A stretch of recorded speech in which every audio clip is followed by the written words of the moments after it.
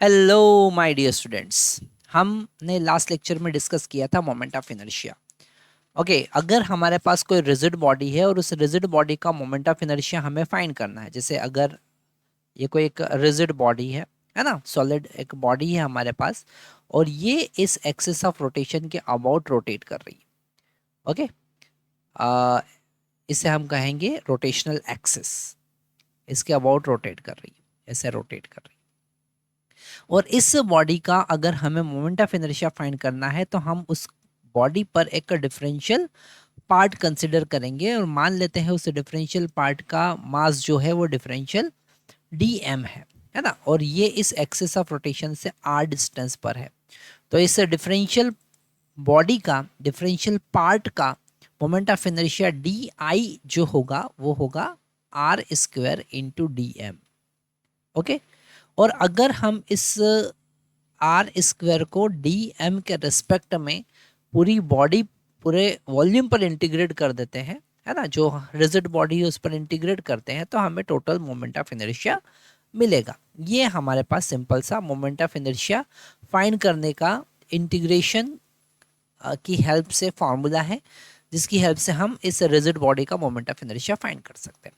इसी कॉन्सेप्ट को आज हम यूज़ करने वाले हैं और हम फाइंड करेंगे moment of inertia of circular ring.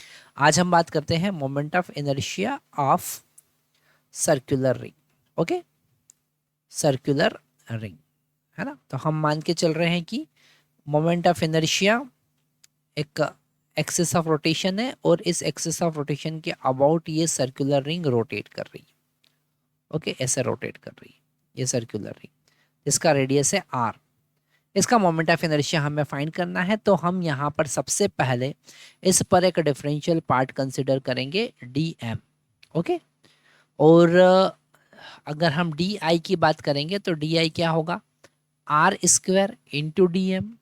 Okay, और इसको पूरे वॉल्यूम पर इंटीग्रेट करेंगे, मतलब पूरी सरकमफेरेंस पर इंटीग्रेट करेंगे, तो i इज इक्वल टू होगा integration of r square D M, है ना। पर यहाँ पर r तो कांस्टेंट है क्योंकि सारा जो मास है वो सरकमफेरेंस पर डिस्ट्रीब्यूटेड है और उसका डिस्टेंस फिक्स है ना।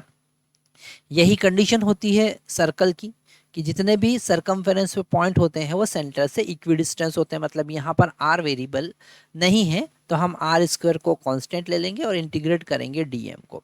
अब अगर हम dm को पूरे सर्कल पर इंटीग्रेट करते हैं, इसका मतलब हम टोटल मास फाइंड कर रहे हैं, है ना। तो हम इसको लिख सकते हैं r square into total mass m।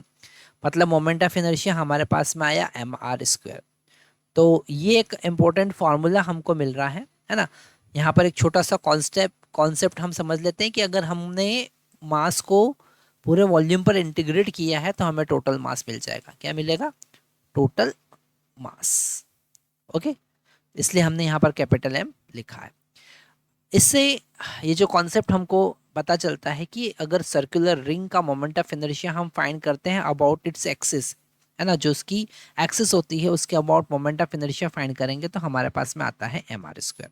Okay, तो ये हमें याद रखना है। सबसे पहले हमने फाइंड किया है moment of inertia of circular ring. अब हम बात करेंगे moment of inertia of circular disc की।